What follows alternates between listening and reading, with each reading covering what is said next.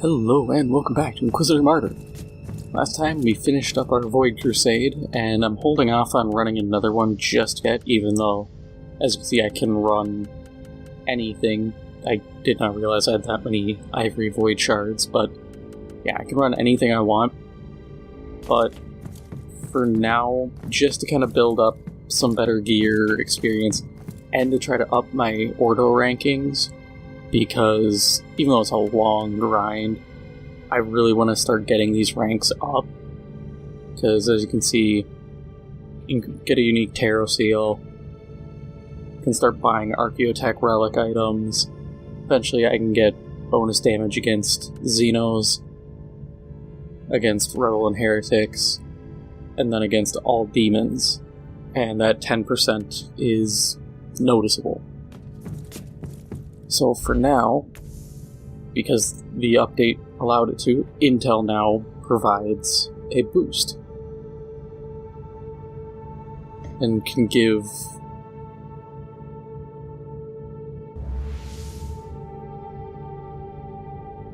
And Intel can now give, as you see, it starts at 5, but if I build out the mission enough, I can get up to, I think, 9 Ordo rep. What do we have? Heat resist, okay. I actually ended up buying a second Melta pistol, so I'm dual wielding those instead of the Las pistols right now. So, probably not going to be using those all too much.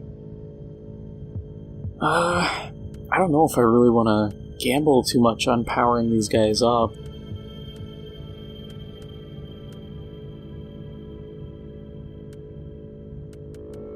Unless I just do minor stuff like system influence. Yeah, we'll just do that. We'll do basic power-ups that don't really matter. Okay, they get more heat damage.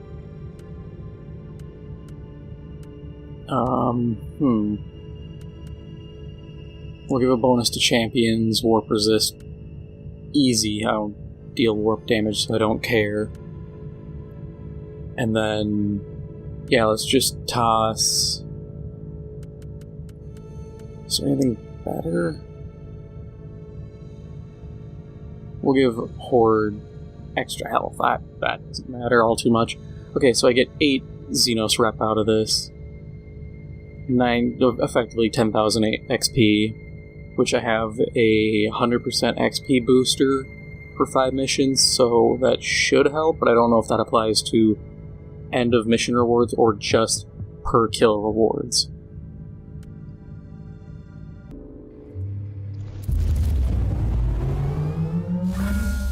The enemy is here, preying on the weak and using craven tricks against the defenders of mankind. Perhaps we should find their leaders and give them a fair share of their own medicine. Oh, this is nice and easy.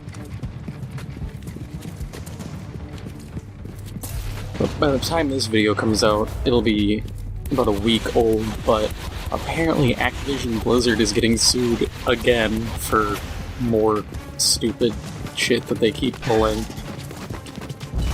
It's unfortunate, but I also do have to laugh because it typically ends up just being don't be scummy, and for some reason that's a struggle. The thing that kills me is people think it's going to change something, and it won't. I know it's a very negative outlook on it, but everything we've seen when it comes to Activision Blizzard is if something goes wrong, they make some hollow platitudes. Oh, we changed the name of a character, we removed achievement in WoW that made a joke about having a full sack, you know? Ball jokes, ooh. And then people are like, well, that's okay, that's a good attempt. And I'm like, D-tier joke getting changed is enough? Like, okay. I don't even think it should be changed because it's just a low-tier joke. It's not even anything to be concerned about. The people who are getting mad about stuff like that are the people who get mad about everything. And so I just think it's it's stupid. Nothing will change. You have a smoke screen to cover for it, and they'll go back to just doing what they do.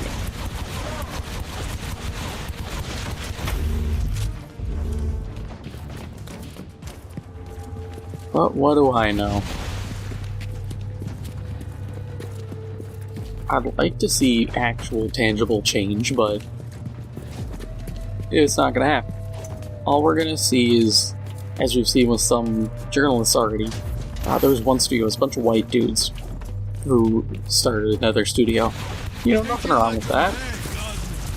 The race of an individual should not be used as some form of cudgel wielded against others. But games journalists are like, oh wow, bunch of white guys. And I thought, who cares?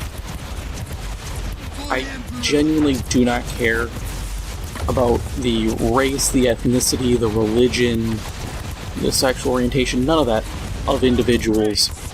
I care if they make good stuff. No, I'm not gonna sit here and try to be some high and mighty douche, because that's just not me. And like I said, it doesn't matter. Oh, they're white. Yeah, and? Person could be black, I don't care.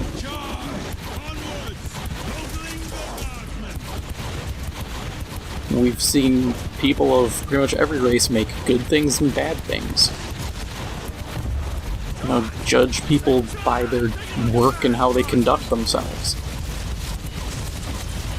And that's a problem I've seen too, is people, with all the Activision Blizzard stuff, people are going to complain, oh, this is what happens when you have a bunch of guys in the industry.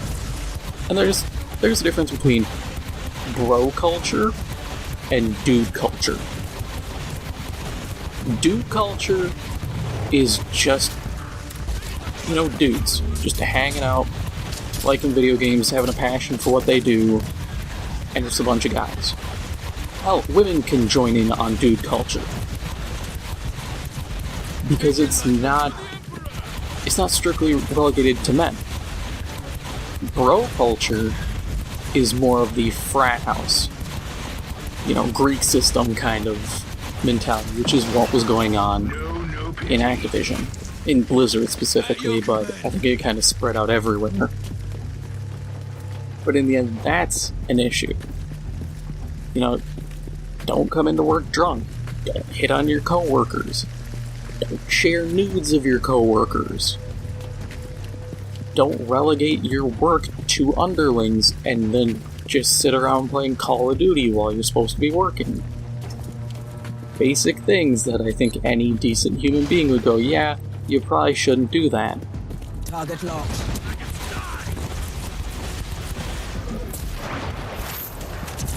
Now you're being paid to do a job. Perhaps consider doing it. But of course, Activision Blizzard, a lot of these big companies also have a problem of, I believe it's properly described as nepotism. Effectively, just who you know. All about connections.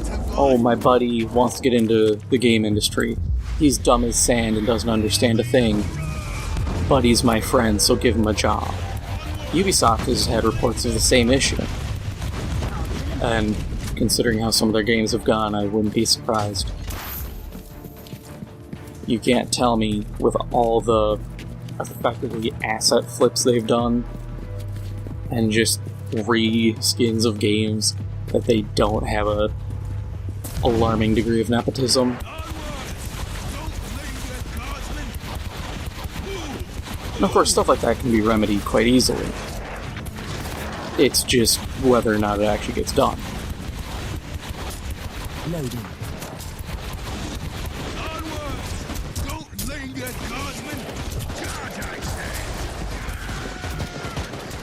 Oh, I was gonna mention, one of my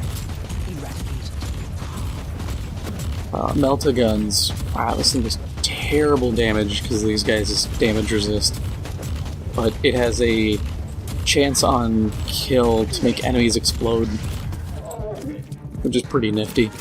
It has less range than a las pistol, which really hurts, but you know, what can you do?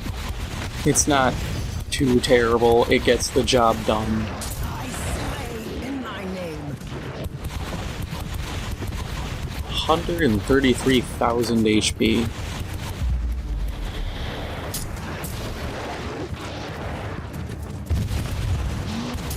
Oh yeah, I need to actually keep hitting the Hellbrute because he'll start healing.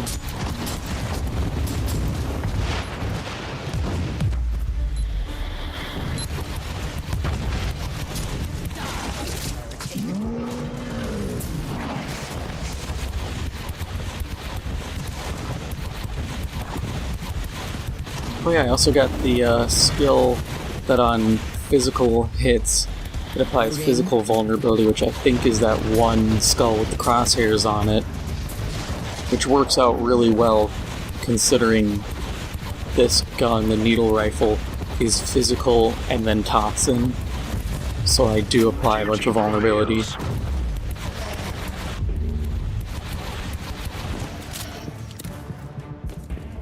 Nice little boost. I had the skill point from running a couple intel missions just to test them out and everything. And I was sitting there looking at my skills and I was like, what should I put this in? And I thought, I'm always going to have a physical weapon. I was also really considering buying a new sniper rifle. The only problem was its relic effect wasn't as good as I'd hoped. It was every 10 kills, the next guy you kill will explode for 100% of his health as damage. And when you look at some of these guys, 30,000 HP, being able to pop one guy and deal that, even some of the lower guys for a couple thousand damage, that's still a pretty beefy hit that I wouldn't be able to do otherwise. Reloading. But because it's every 10, I held off because, you know, I could sit here, burn 9 guys down, and then have a horde of gobblers or nurglings. Well, that sucks. I have to waste my nice kill, nice explosion kill, on trash. And of course, I would have to really focus in boss fights to pick off adds just to do those bits of burst damage. And that's not always a guaranteed thing.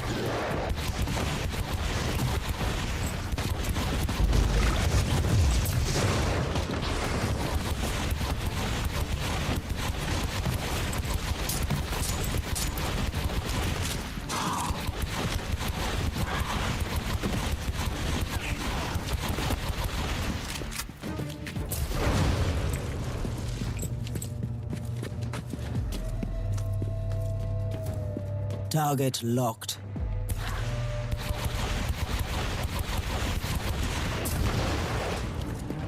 I love when this game's like, oh, the enemies get warp resistance.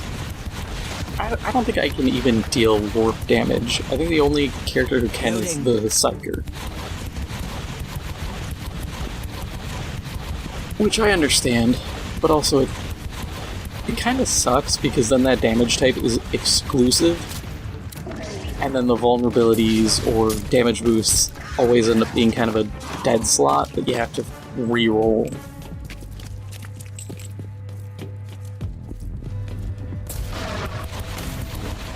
I'd like some ability or something to do some warp damage, even if it doesn't fit lore-wise, just something like that.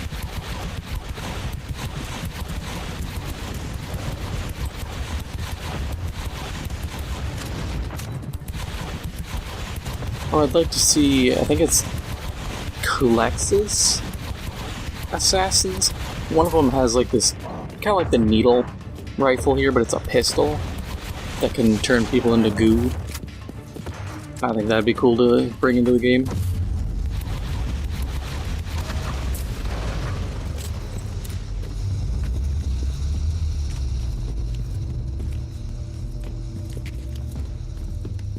Love when it's wimpy traps like that. Makes my job so much easier. I prefer those over having turrets pop up and cause problems. What are we looking at? I think Chaos Spawn? Nope, Dreadnought.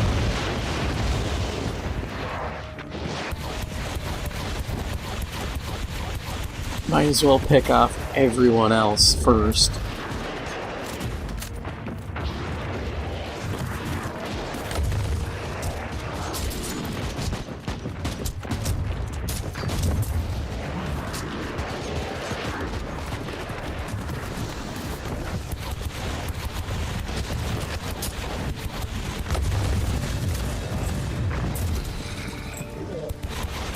That has to be one of the best feelings, just watching all these damage numbers pop up, and then just half the room, or almost the entire room, just melts instantly.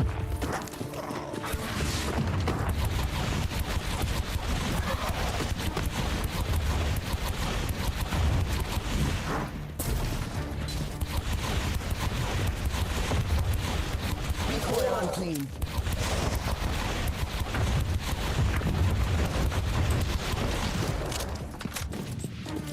Okay, now it's just the Dreadnought, who will summon more garbage, but that's fine. 200,000. God, that is a lot of health.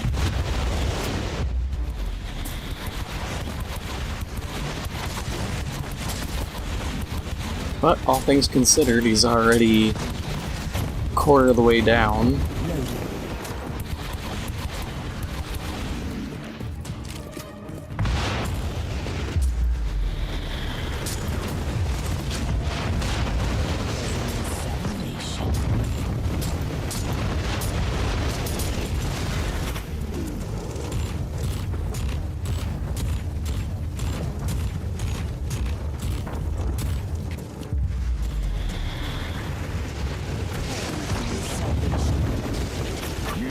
Yeah, even with the heat resistance, kind, Inquisitor. they still just fall.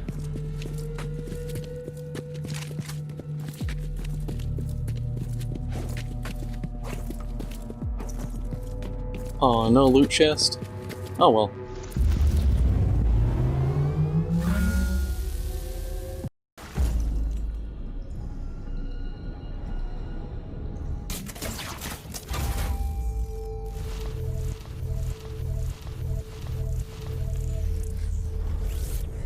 Nothing special.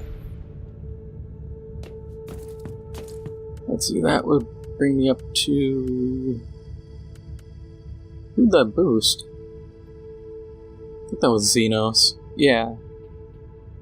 Okay, so I'm up to getting those tarot shard, or the tarot seals for shards. But that is all for now. If you enjoyed this episode, make sure to hit the like button. It helps out the channel a lot. If you haven't already, make sure to hit the subscribe button. Thank you for watching, and I'll see you in the next one.